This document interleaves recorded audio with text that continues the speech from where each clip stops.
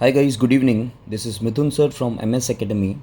See guys, आज हम chapter 2 polynomials 9th standard mathematics में क्वेश्चन नंबर 15 मेन एक्सरसाइज 2 का करने जा रहे हैं।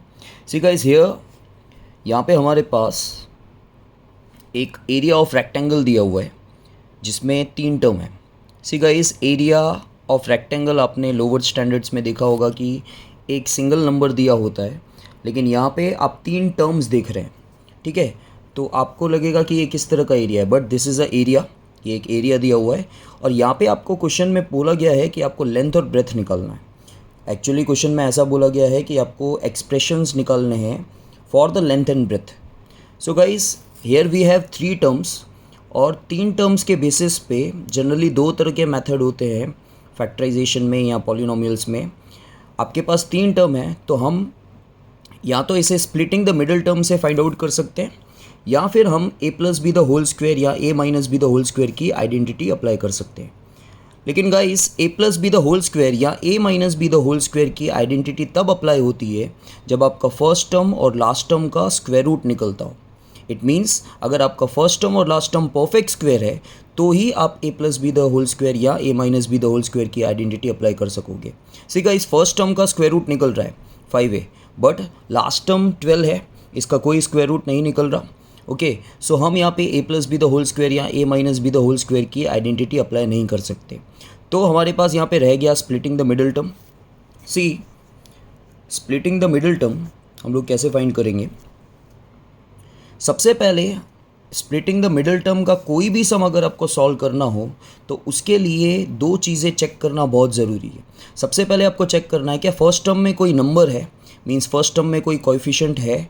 अगर है, जैसे यहाँ पे दिया हुआ है 25, तो आप चेक करोगे क्या इन तीनों टर्म में से कुछ कॉमन निकल रहा है।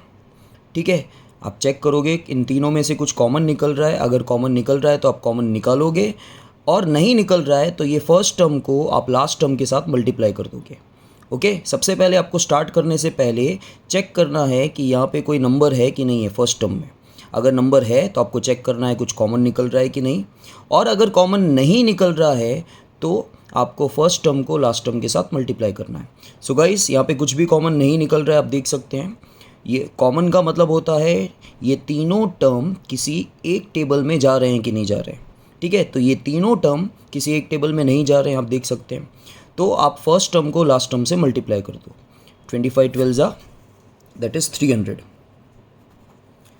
एंड गाइस, इसको मैं फर्स्ट साइन बोलता हूँ। फर्स्ट साइन हमेशा आपको सेम लिखनी है। फर्स्ट साइन ये वाली नहीं, ये वाली जो आपको दिख रही है, फर्स्ट साइन हमेशा सेम कॉपी कर दो यहाँ पे। And second sign is guys minus plus minus. Okay, so first sign will be same and second sign will be you have to arrange minus plus minus। अब आपको क्या करना है, minus minus plus, this is your final sign. ये sign आपको use करनी है सम के लिए। गाइज, आपको ऐसे 2 नंबर सोचने हैं जिनको मल्टीप्लाई करने पर 300 आए, ये वाला, और उन्हीं 2 नंबर को प्लस करने पर, क्यों प्लस करने पर, क्योंकि आपके फाइनल साइन प्लस आई, वो यूज़ करनी है। प्लस करने पर मिडिल टर्म आना चाहिए, तो आपका मिडिल टर्म क्या है गाइस 35, तो वो आना चाहिए। तो अब आपको नंबर ऐसे सोचने हैं कि मल्टीप्लाई करने पर 300 आए और उन्हीं 2 नंबर को प्लस करने पर 35 आए।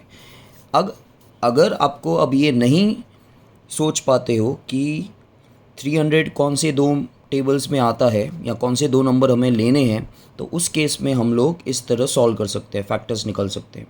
तो आप 300 के फैक्टर्स निकाले। वैसे गाइज, हम ओरली कुछ सोच सकते हैं, जैसे 15 इंटू 20, लेकिन गाइज हमेशा याद रखना पहले बड़ा नंबर होना चाहिए। तो 20 15 ज़ा 300 एंड 20 प्लस 15 35 हो गया। लेकिन हर बच्चा सोच नहीं पाता। ठीक है, तो जो बच्चे सोच नहीं पाते हैं तो वो क्या करेंगे, वो पहले फैक्टर्स निकालेंगे। 2 का टेबल जा रहा है, 2 150 ज़ा, देन 2 75 ज़ा, देन 5 का टेबल जाएगा, 5 15 ज़ा, देन 5 3 ज़ा, देन 3 1 ज़ा। अब आपको यहाँ पे 5 फैक्टर दिख रहे हैं।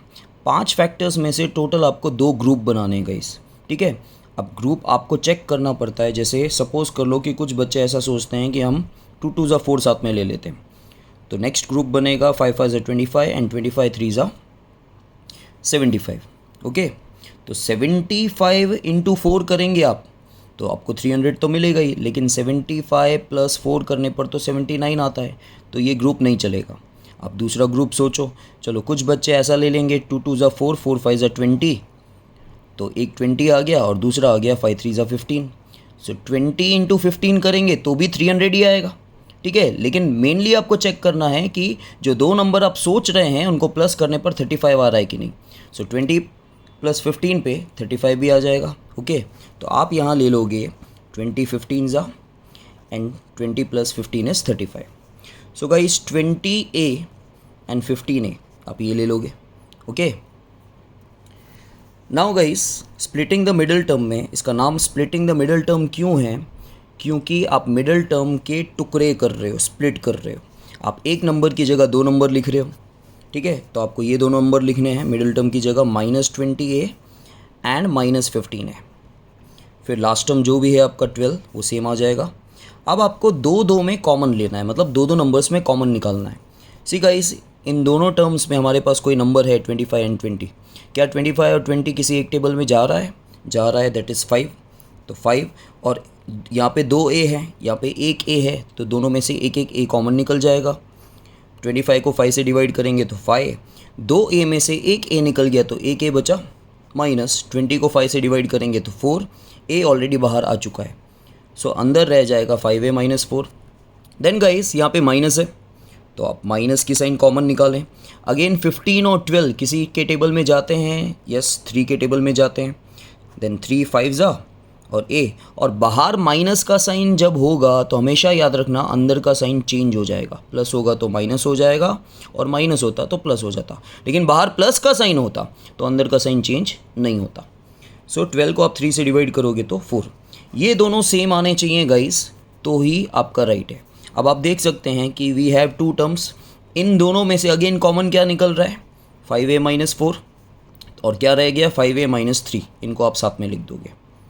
सो गाइस हमारे पास दो फैक्टर्स आ चुके हैं, तो एक हो जाएगा आपका लेंथ और दूसरा हो जाएगा आपका ब्रेथ।